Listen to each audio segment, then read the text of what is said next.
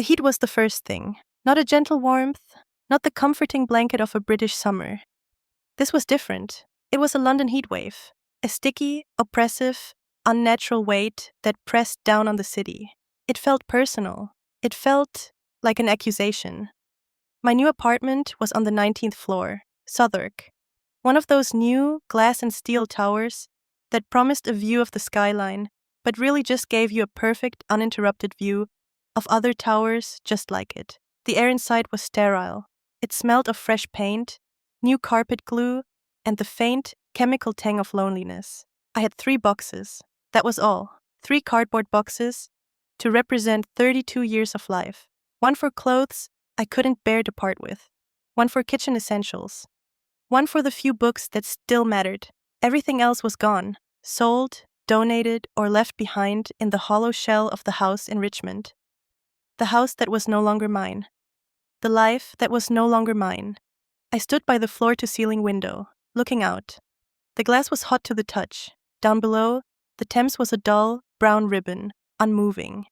The shard pierced the hazy sky, looking more like a warning than a monument. Everything was still, trapped in amber, just like me.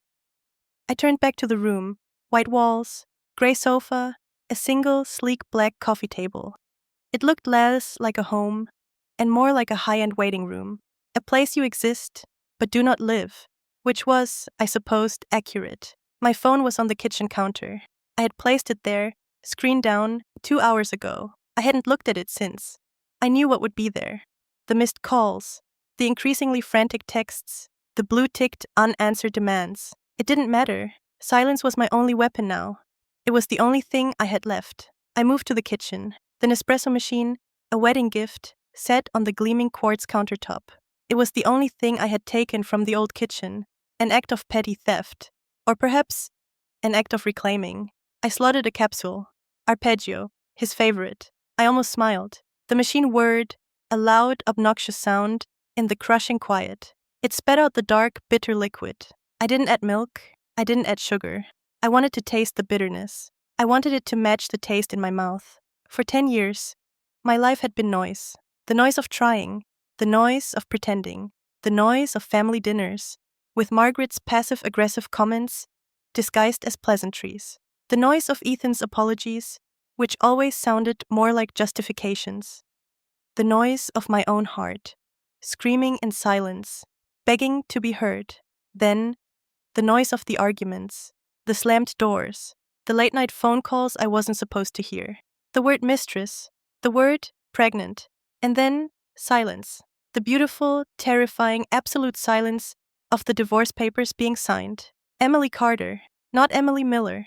The name felt strange on my tongue, new, like a key to a door I wasn't sure I wanted to open. I took the coffee to the window. The heat outside was visible now, shimmering in waves above the concrete. I thought about the automatic payment, £10,000, every month, on the 10th, for living expenses, for keeping up appearances, for Margaret. It was the price of my silence, the toll for my complicity. This morning, at 9 a.m., I had logged into the bank. 1 click, cancel future payments. A small act, a digital execution. It didn't feel like revenge. It didn't feel like anger. It felt like balancing a ledger, closing a file, the end of a very, very bad transaction. Ethan would be at the hospital. I knew this.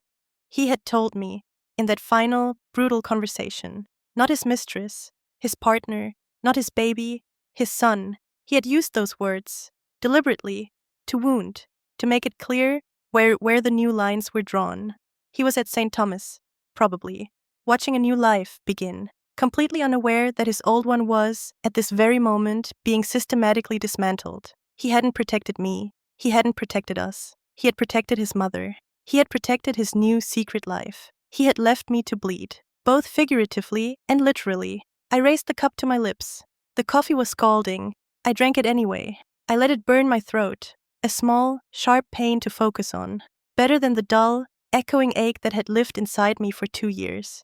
The silence of the apartment was absolute, just the low hum of the air conditioning, fighting a losing battle against the sun. I closed my eyes. I let myself feel it, the emptiness, the quiet, the terrible, wonderful relief of being truly, finally alone. I was safe here, on the 19th floor, behind a locked door. No one could reach me, no one could hurt me. The past was a bad dream. Today was a new bam, bam, bam. My eyes snapped open. The coffee cup rattled in my hand. The sound was wrong. It wasn't a polite knock, it was a fist. Someone was hammering on my door, hard. Bam, bam, bam. Louder this time. A frantic, desperate animal sound. It echoed in the sterile hallway. It vibrated through the floor. My heart, which I thought had turned to stone, gave a painful, terrified jolt. I didn't move. I barely breathed. I just stood, frozen, the hot coffee in my hand, waiting. And then it came. Not a knock, a voice. A high-pitched, tearing wail that ripped through the steel and concrete. A sound I knew as well as my own name. A sound I had dreaded and waited for. Emily! You opened this door! Margaret! You heartless monster! You think you can do this? You think you can hide? Another crash against the door, as if she had thrown her whole body against it. You've killed us! You've killed my son! You bitch! The sound was animal. It was the sound of the end, and the sound of the beginning. The calm was broken. The noise was here. I did not move. I simply stood in the center of my new, empty living room. The wailing outside the door was a physical thing. It clawed at the paint. It seeped through the wood. Emily, I know you're in there. Don't you dare hide from me.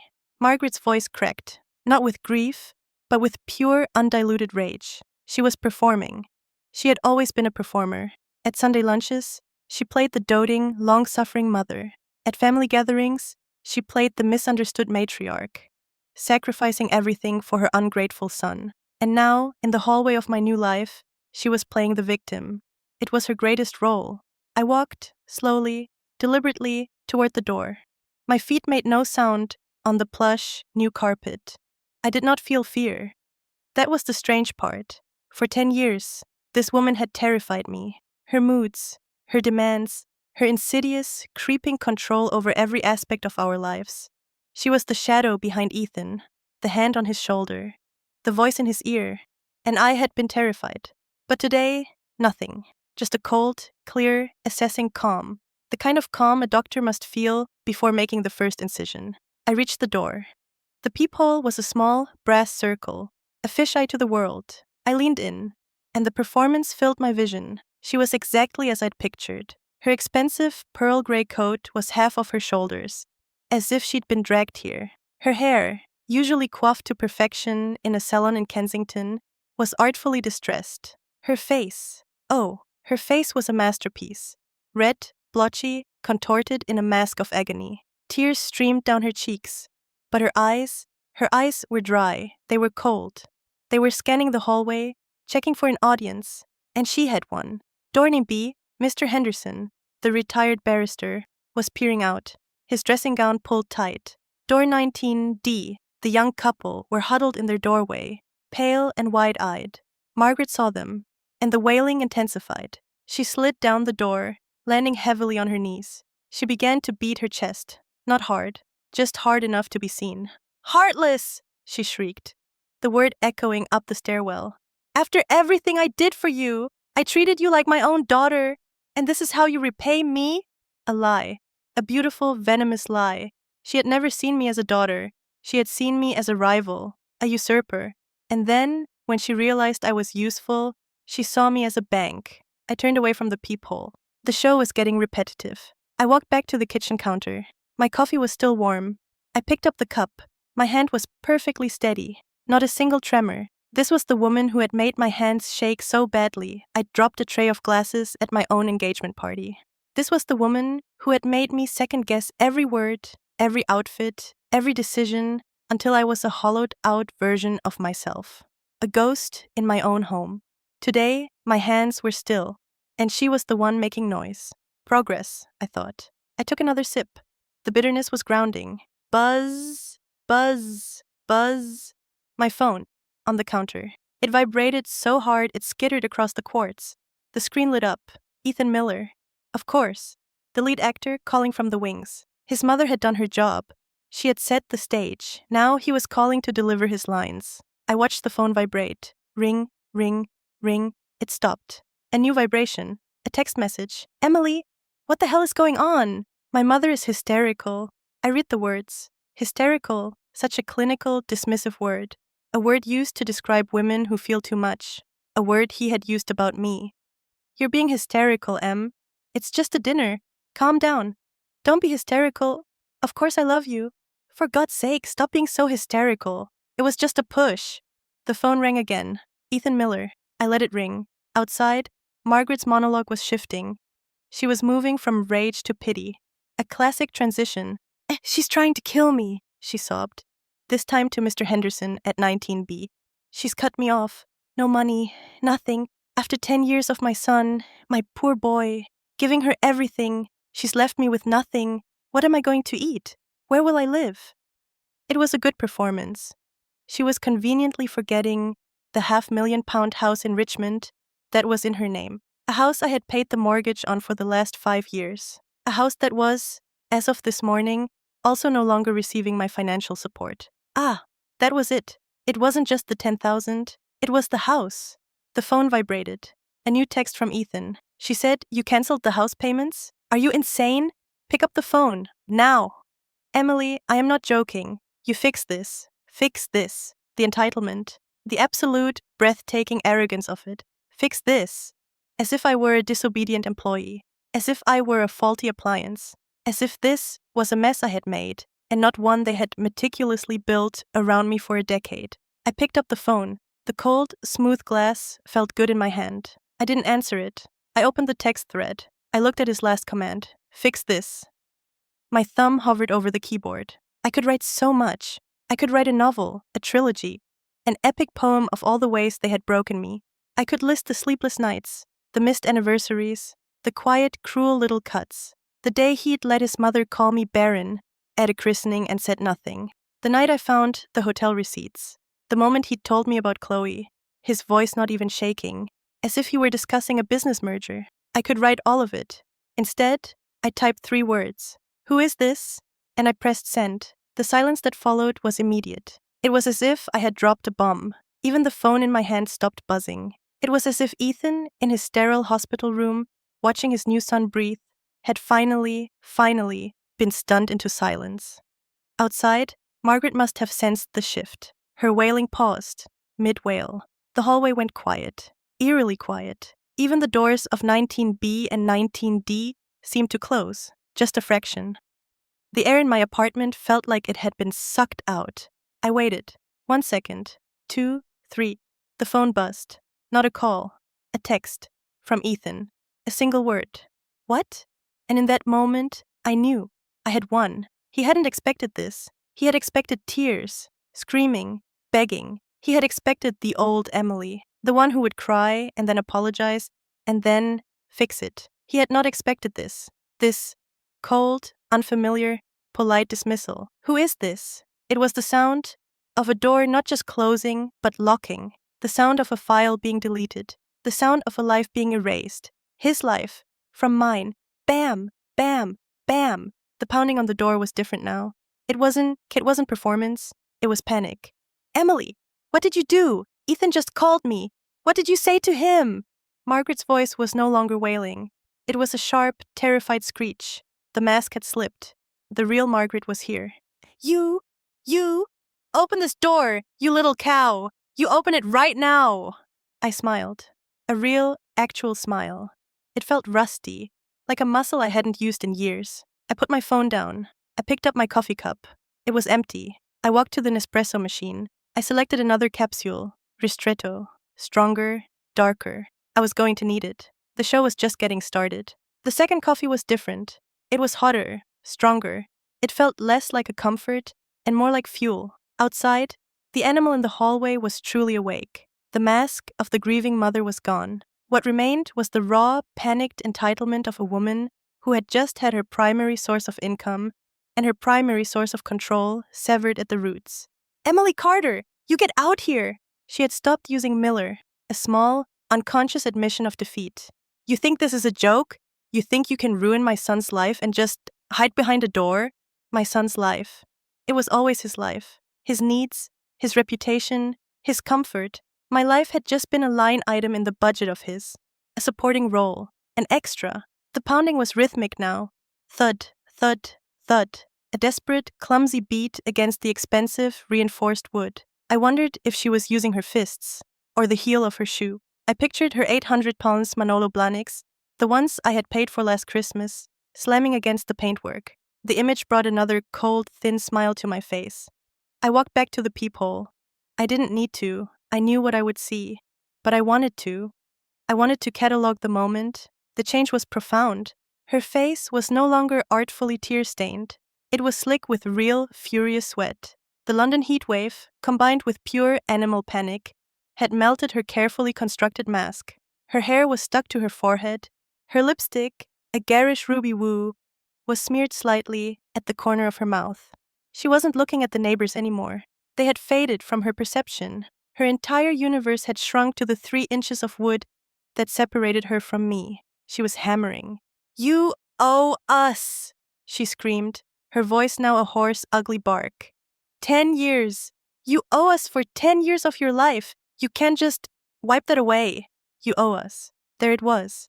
The central thesis of the Miller family philosophy, their entire relationship with the world, was one of debt, of what they were owed. Ethan was owed a perfect, obedient, high-earning wife. Margaret was owed a life of leisure, funded by her son's success. And I was just the one who had to pay. I had paid for their dinners. I had paid for their holidays. I had paid for Ethan's startup, the one that failed in 6 months. I had paid for Margaret's gambling-addicted brother, sending him money every month to keep him quiet. I had paid and paid and paid. And the one time I had needed something, the one time I had needed a defender, the one time I had lain on a cold tile floor, bleeding, begging my husband to help me, he had told me I was being hysterical. I stepped back from the peephole. My blood was moving. It wasn't a hot rage. It was cold, like ice water, flooding my veins. It was the cold, clean clarity of purpose. I had been silent for long enough. I had hidden for long enough. The performance was over. It was time for the confrontation. I looked down at myself, my cream-colored linen dress, my bare feet on the new carpet. I was ready. I walked to the entry table. I picked up my phone. No new messages from Ethan. Good. He was thinking. He was processing. He was, for the first time, not in control. He was probably on the phone with his lawyer, who would be telling him, quite clearly, that I owed him and his mother absolutely nothing. I took my keys from the small ceramic bowl. The metal was cool against my palm. I walked to the door. I put my hand on the deadbolt. Margaret was in the middle of a new sentence. "And that house is ours! You can't sell it! It's Ethan's home! You can't just—" Click. I didn't unlock it all at once. I disengaged the deadbolt first. The sound was loud, a heavy, metallic thunk that echoed in the hallway. Outside, the screaming stopped. Instantly. The silence was louder than the noise had been. She hadn't expected it. She had been hammering on a fortress. She had no plan for the fortress to open. I waited. A single, perfect beat of silence. I could hear her breathing. A ragged, shocked gasp of air. Then, I turned the handle. I did not snatch it open. I opened it slowly, smoothly. The door swung inward, revealing the scene. It was glorious. Margaret was frozen, mid-hammer. Her fist was raised. Her face a grotesque mask of shock and rage. Her mouth was open. Mr. Henderson from 19B was watching, his newspaper clutched in his hand. The young couple from 19D were standing fully in their doorway now, clinging to each other, all of them frozen. A tableau. The victim interrupted. I stood in the doorway. I did not move. I did not speak. I just looked at her. I let the silence stretch. I let her hang there, fist in the air, exposed and ridiculous. She was the first to break. She couldn't help it.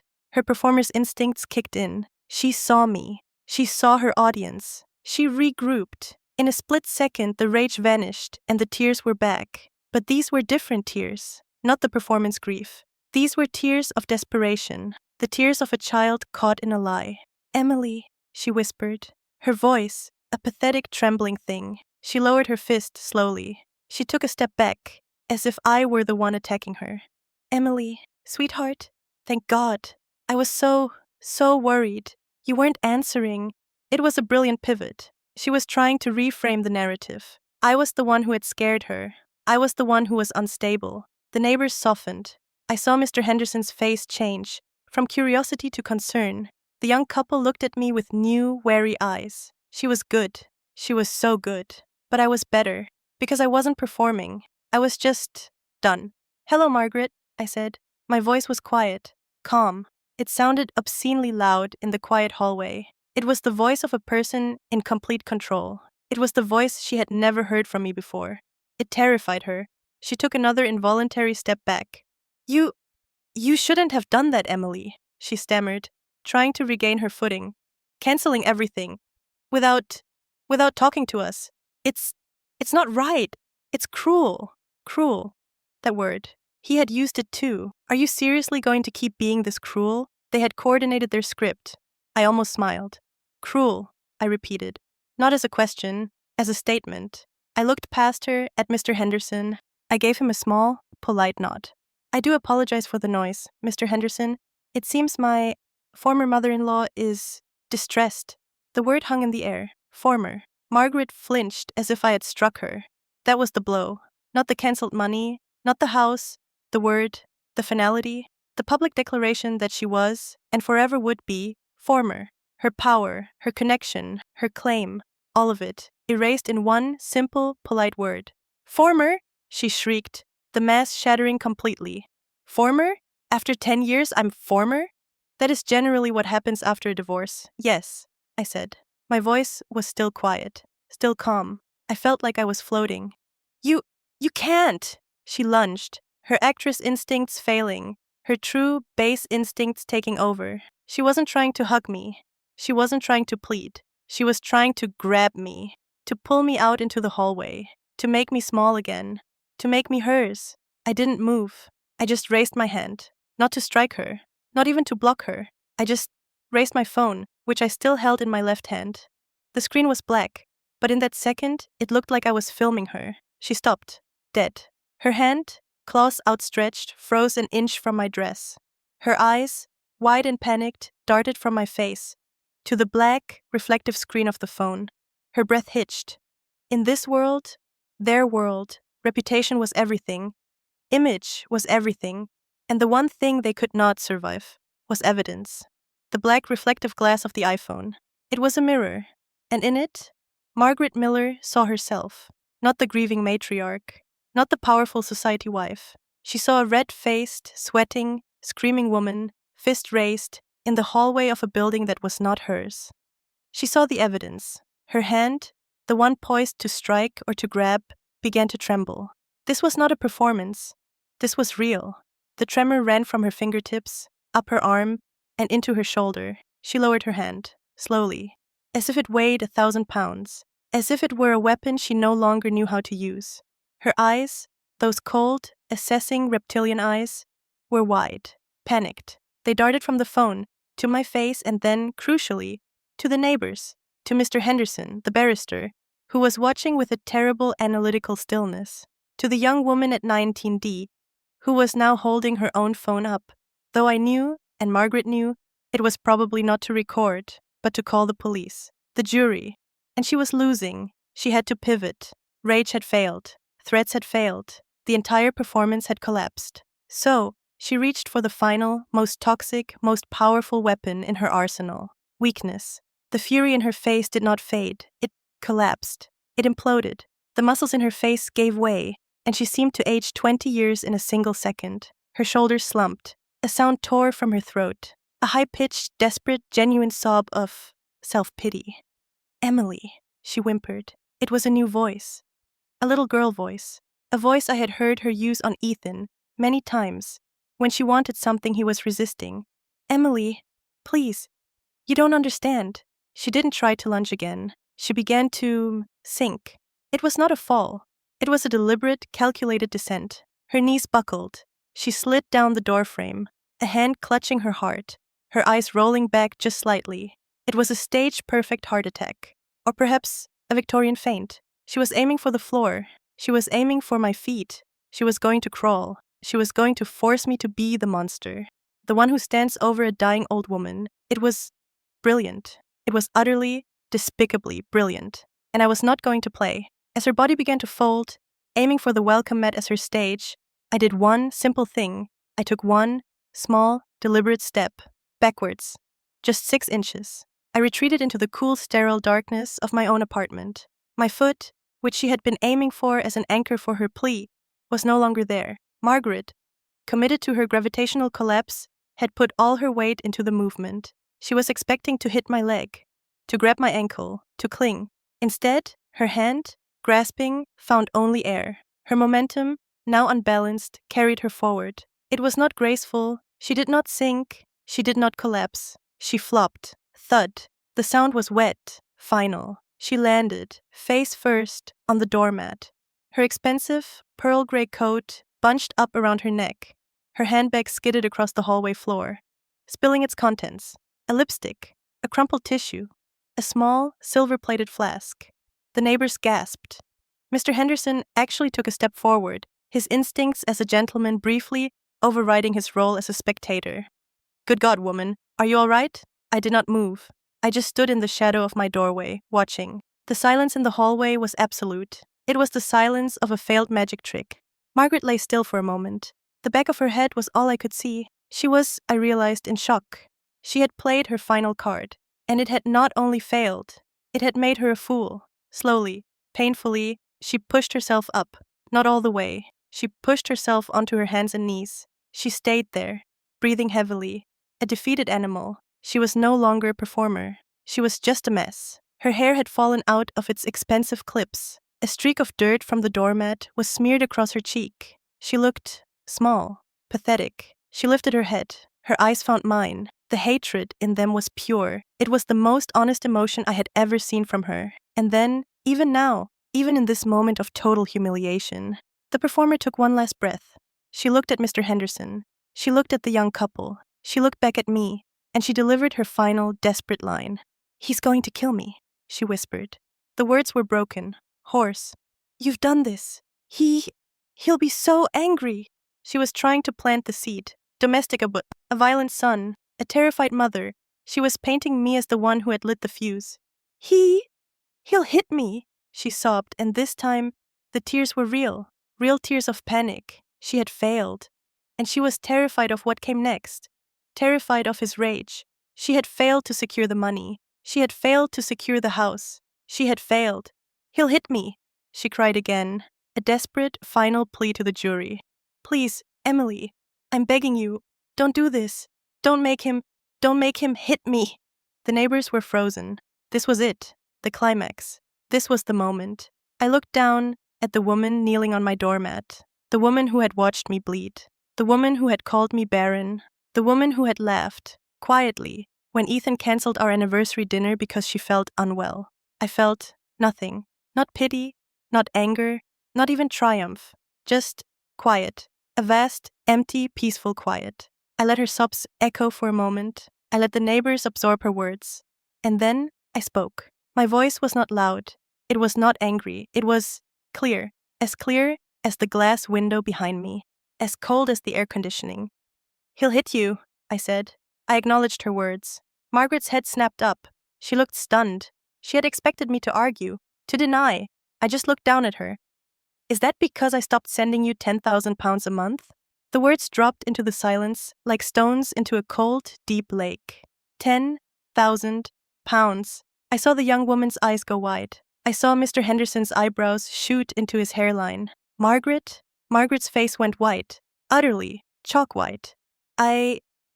I didn't let her speak. I wasn't finished. I took a small step forward, back into the light of the hallway. I was no longer hiding. I loomed over her. "Or is it," I continued, my voice even softer, even clearer, "is it because I finally sold his precious house?" I let the emphasis land on his. I let them all hear the entitlement. The hallway was silent. You could have heard a pin drop. The air itself had frozen. Margaret Miller, kneeling on the floor, her makeup ruined, her flask lying open 3 feet away, her mouth opened, and closed, and opened again. No sound came out. There was no script for this. She had been exposed. Not just as a liar, not just as a performer, but as a transaction. A £10,000 a month transaction. A house-sized transaction. Mr. Henderson, the barrister, slowly, almost imperceptibly, shook his head. He wasn't her audience anymore. He was the judge. And the verdict was in. The hallway was a vacuum. All the air, all the sound, had been sucked into the black hole of Margaret's humiliation. The words, 10,000 pounds and his precious house, hung in the air like smoke from an execution. Mr. Henderson was now leaning against his doorframe, arms crossed. He was no longer a concerned neighbor. He was a spectator at a trial. The young woman at 19D had her hand over her mouth. Margaret's face, it was no longer white. It was a deep, mottled, ugly shade of red. The blood had rushed back in a tidal wave of pure, undiluted shame. Shame and fury. She was a cornered animal, and a cornered animal does not apologize. It attacks. It aims for the throat. She pushed herself up from the floor. It was not a graceful movement. It was a lurch. She used the doorframe, my doorframe, to haul her body upright. Her breath was coming in short, sharp hisses, like a kettle about to scream. You! She was searching for the word, the weapon, the one thing that could hurt me more than I had hurt her. But before she could find it, my phone rang. Buzz, buzz, buzz. The sound, in that terrible silence, was a gunshot. It was so loud, so violent. I didn't need to look at the screen. I knew who it was. The puppet master, finally realizing his strings had been cut. As the phone vibrated in my hand, a frantic trapped bird, Ethan Miller, the name glowed on the screen. A beacon of my past life. A demand for my present attention. Margaret saw it. Her eyes, wild and desperate, darted from my face to the glowing screen. And in them, I saw a flicker, a tiny, desperate spark of hope. He would fix this. Ethan. Ethan would call. Ethan would yell. Ethan would demand. And I would, as I had always done, I would fold. She still believed it. She still believed in his power. In her son, the man who was, at this very moment, in a hospital, holding his new son by his new woman, was still, in her mind, my master. She was waiting for me to answer. She was waiting for me to crumble. The entire hallway was waiting. It was the final test. I looked down at the glowing screen. Ethan Miller, decline. Answer, his name, their name. The name that had felt like a shield and had become a cage. The name I had just, finally, shed. I looked up from the phone. I met Margaret's eyes. I held her gaze. I did not look away. Her desperate, hopeful, hateful stare. Answer it! Her eyes screamed. Answer your master. I smiled. And then, very slowly, very deliberately, I pressed my thumb to the screen. I did not decline the call. That would have been too fast. I did not answer it. That would have been surrender. I pressed the details icon. A new menu appeared. Margaret's eyes narrowed. She couldn't understand. This was not part of her script. I scrolled down. Past sent message. Past share contact. To the bottom. To the last, final, beautiful option. The words were printed in red. A warning. A promise. Block this contact. I looked at Margaret one last time. She was still watching. Still confused. Still hoping. And I pressed the button. A confirmation screen. You will not receive phone calls, messages, or FaceTime from people on the block list. I pressed block contact. The screen went black. The ringing stopped. The vibration died. It was done. I lowered the phone. The silence that followed was different. It was not the silence of shock. It was the silence of the end. Of an execution completed. Of a door not just closed, but bricked over. Margaret's face. The hope.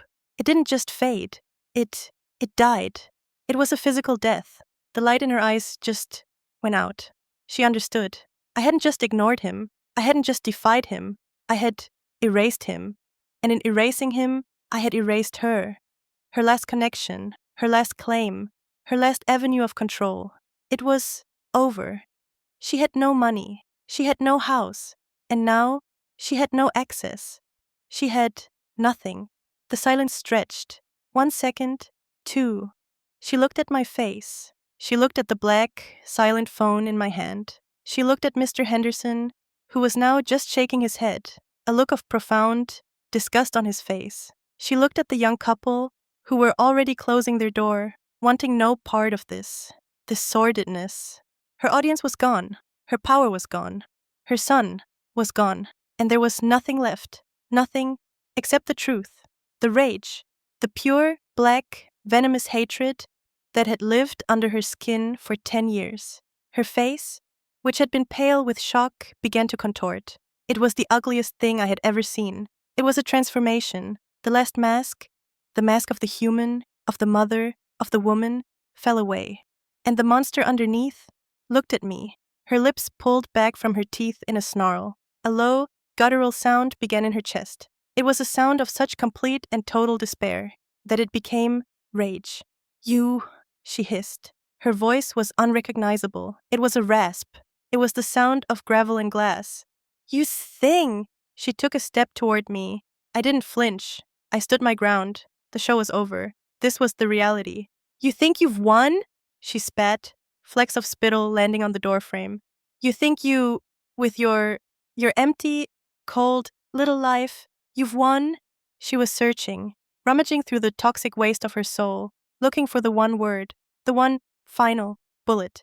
And then, her eyes, they dropped, down, from my face, to my stomach, to my womb, and she smiled.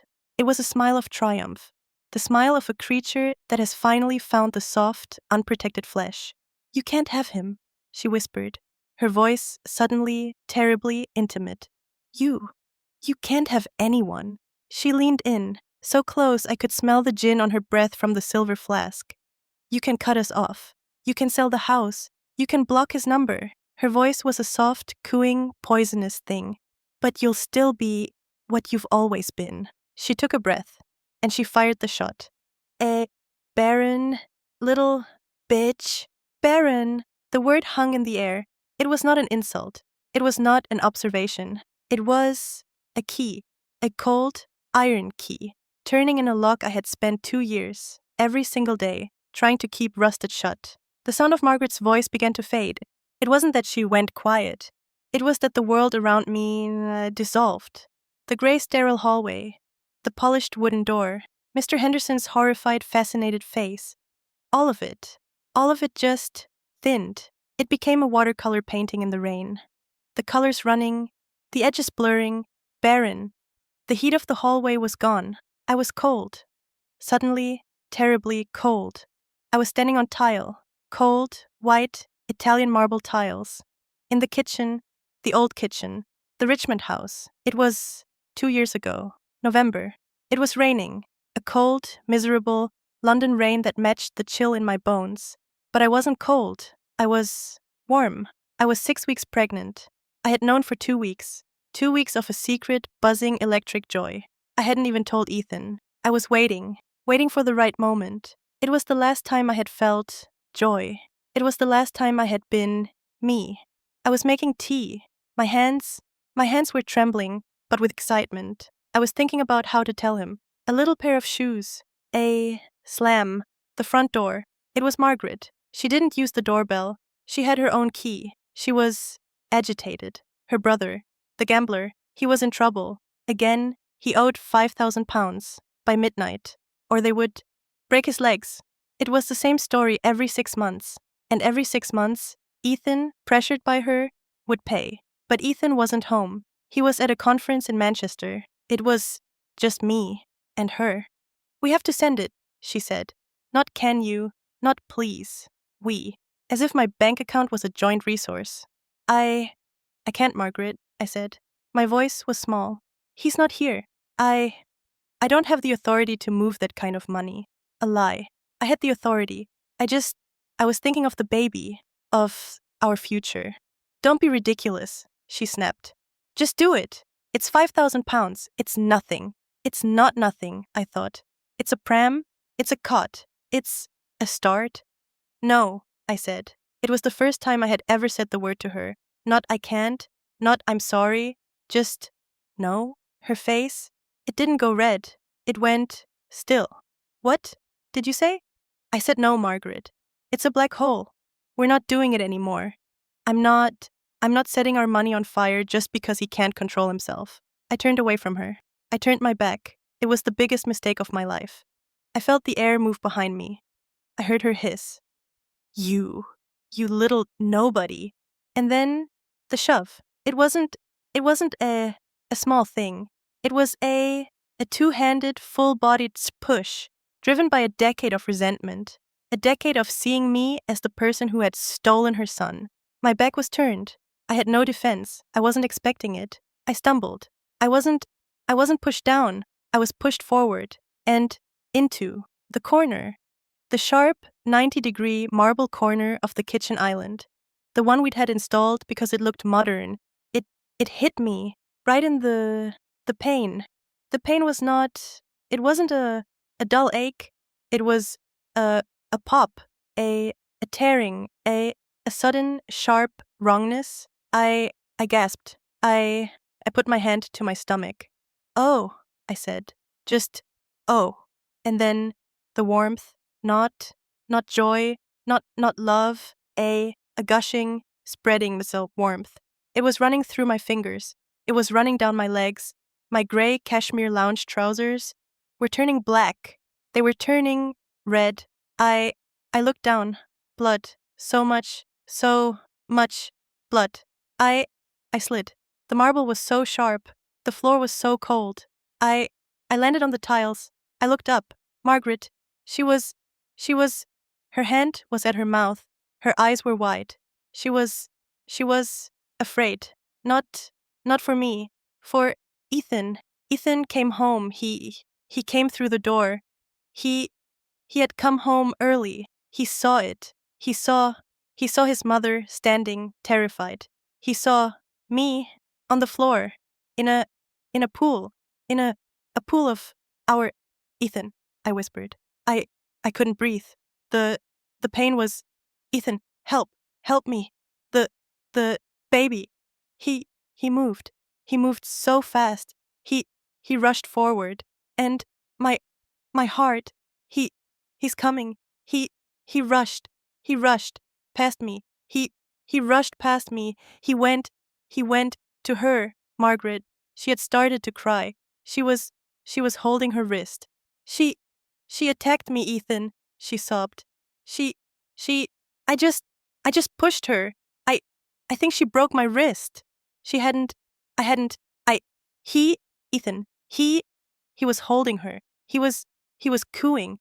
Shh, Mom, it's okay. It's okay. Let me see. He turned. He looked at me. Down. He looked down at me, at the blood, at my blood, and his face, it wasn't concern. It was irritation. He was angry at me. Emily, I whispered.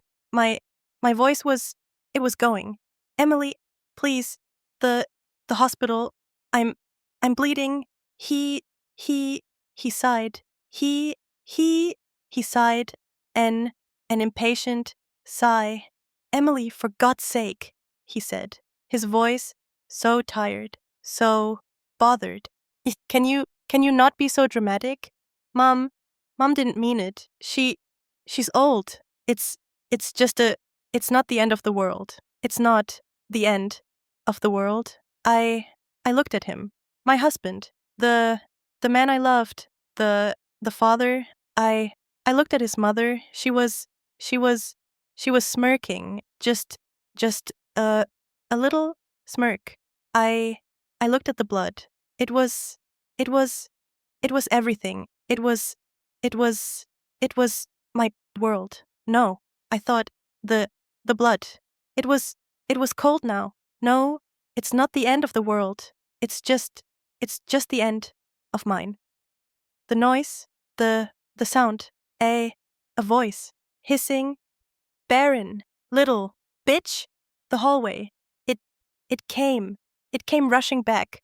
The heat, the light, the face, Margaret's face, 1 inch from mine, her eyes, ugly, triumphant. She was smiling. She was waiting for me to break, waiting for the tears. She had fired her bullet, and I just looked at her, barren. The word hung in the hallway, thick and heavy as the summer heat. Margaret's face was inches from mine, twisted in a smile of pure triumphant hatred. She had fired her final bullet, the silver bullet, the one she had saved, knowing it would kill. She waited for the impact, for the scream, for me to shatter. But the Emily she was trying to kill, that woman was already gone. She had died 2 years ago, on a cold, white marble floor, watching her world bleed out while her husband sighed. The word barren, it didn't hurt. It was just true. I was empty. Empty of him, empty of her, empty of that desperate, suffocating need to be loved by people who only knew how to take. Margaret's smile wavered. The victory in her eyes flickered, replaced by confusion, then a rising panic. This wasn't the script. Why wasn't I crying? Why wasn't I broken? Did you hear me? She whispered, the poison needing validation. I said, "You're barren," she screamed it this time. The word echoed, desperate and ugly. It was just noise. I turned my gaze away from her, slowly. I looked past her to Mr. Henderson. He looked sick, ashamed to even be watching. My voice, when I finally used it, was calm, cold. It cut through her noise. "I'm sorry for the disturbance," I said, speaking only to him. I didn't look at Margaret again. I dismissed her. Her mouth opened, closed. No sound came out. There was no script for this. Her audience was gone.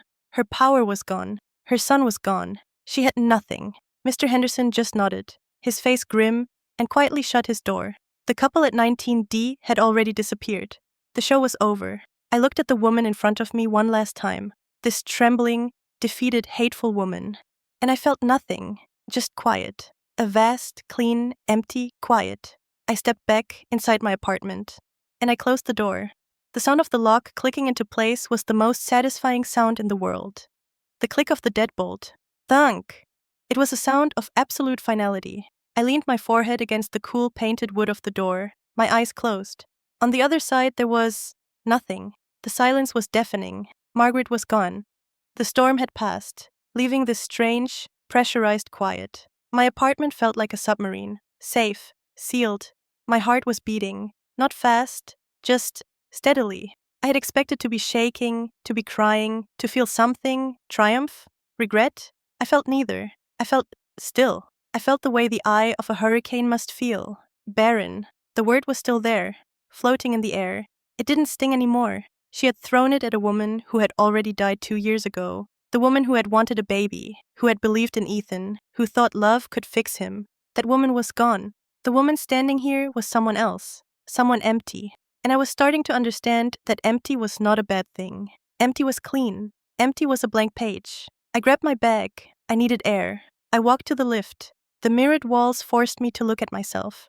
My face was pale, my eyes dark. I looked like a stranger. In the lobby, the doorman nodded. "Evening, Mrs. Miller." I stopped. "It's Carter," I said, my voice low but clear. "My name is Emily Carter. Please remember that." His eyes widened. "Of course, Miss Carter. My apologies." "I will," I said, and walked out into the humid London night. My car was an oven.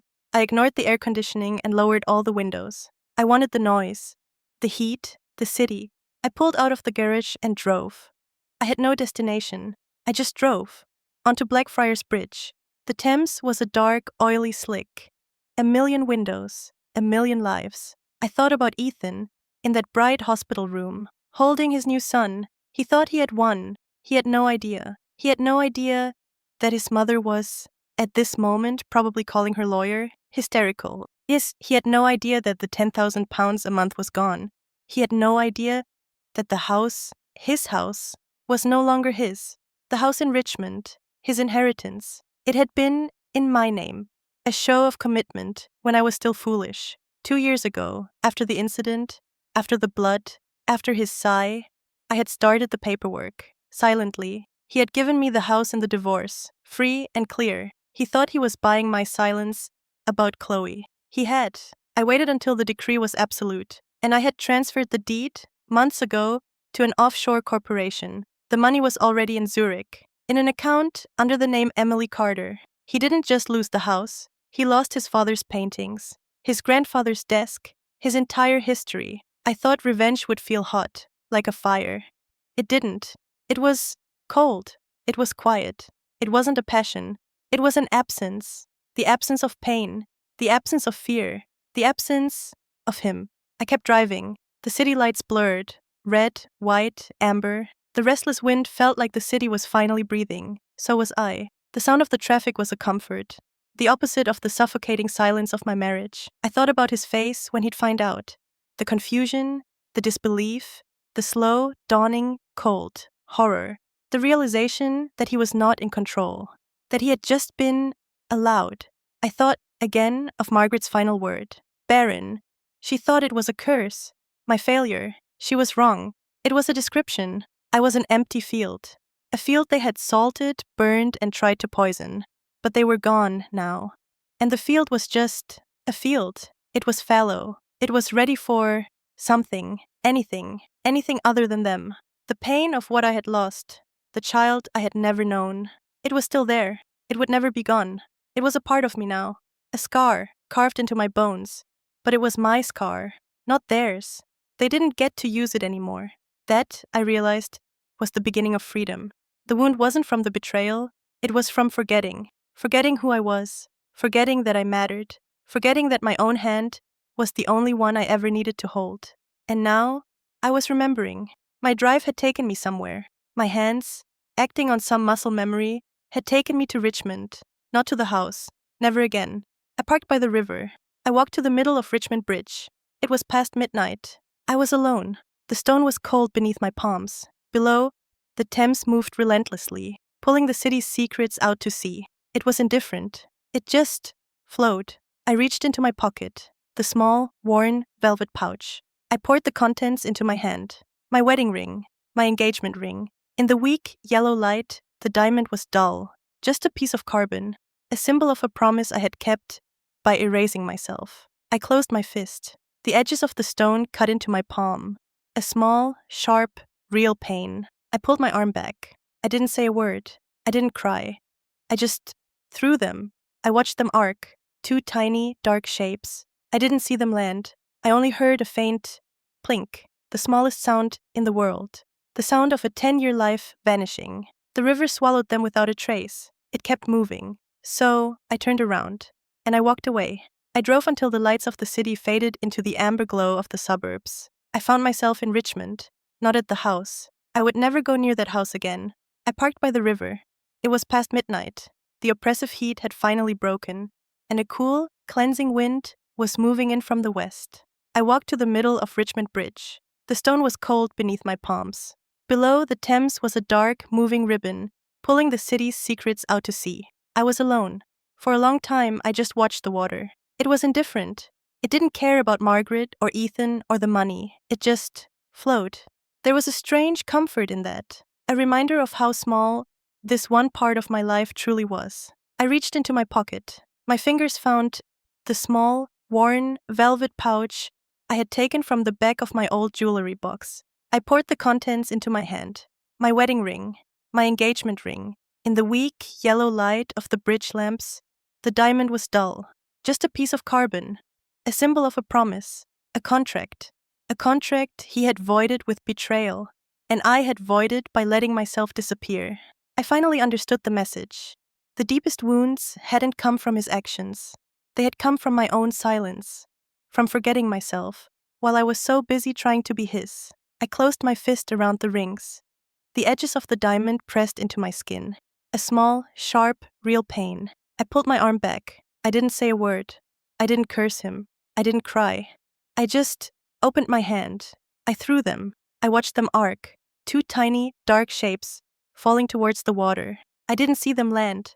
I only heard a faint, tiny blink. It was the smallest sound in the world, the sound of a 10-year life vanishing. The river swallowed them without a trace, and it kept moving. So, I turned around, and I walked away. I drove back to my new apartment, 19A. My apartment. The doorman was different this time, and I didn't have to correct him. I let myself in. The silence that greeted me was not the same silence from the afternoon. It wasn't a lack of noise. It was peace. It was the sound of an empty room, waiting. The city lights, 19 floors below, were a sparkling, beautiful carpet. Not a prison, just a view. I sat at the counter, the one I had chosen. I opened my laptop. The screen illuminated my face. The email was still there. From David Chen, Recruitment. Subject, Offer of Employment, Senior Analyst, Manchester. I reread the terms. A new city, a new job, a new start. Next to the laptop was my passport. I had grabbed it, along with the rings, in that last, final sweep of the house. I opened it. The photograph was of a woman I barely knew, smiling, too eager. The name, printed in official blue ink, Emily Miller. It looked wrong, like a costume I had been forced to wear for a decade. I picked up a black marker from the cup of pens I'd unpacked. I was going to cross it out, to deface it, to destroy it. My hand was shaking. No, I put the pen down. Not like this. Not in anger. Not as another reaction to them. I would change it. Legally, properly. I would fill out the forms. I would pay the fee. I would become Emily Carter again. This wasn't an act of destruction. It was an act of construction. I looked back at the email. Dear Miss Carter, a small smile. My first, real smile of the day. My finger found the trackpad. I moved the cursor. And I clicked, accept. I stood up from the counter and walked to the floor-to-ceiling window. I pressed my palm against the glass. It was cool. The hot night was over. The wind was blowing. Down on the street, the city was alive. And up here, in my empty, quiet apartment, I took a deep breath. And I began.